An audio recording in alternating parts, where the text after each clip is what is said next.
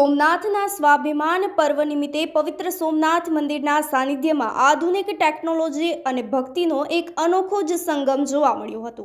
અરબી સમુદ્રના આકાશમાં લગભગ 3000 જેટલા ડ્રોનના માધ્યમથી ભવ્ય ડ્રોન શોનું આયોજન કરવામાં આવ્યું હતું। વડાપ્રધાન નરેન્દ્ર મોદી અને મુખ્યમંત્રી ભૂપેન્દ્ર પટેલની વિશેષ ઉપસ્થિતિ દરમિયાન આયોજિત કાર્યક્રમમાં હજારો શ્રદ્ધાળુઓ જાણે મંત્રમુગ્ધ બની ગયા હતા।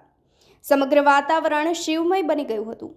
40 જેટલા પ્રશિક્ષિત ઓપરેટરો દ્વારા સંચાલિત 15 મિનિટના શો દરમિયાન આકાશમાં આબેહૂબ આકૃતિઓ કંડારવામાં આવી હતી। ડ્રોન દ્વારા ઓમ, ત્રિશૂલ, તાંડવ કરતા શિવ, વીર હમીરજી, અહલ્યાબાઈ ડોલકર અને સરદાર વલ્લભભાઈ પટેલના ચિત્રો રજૂ કરાયા હતા।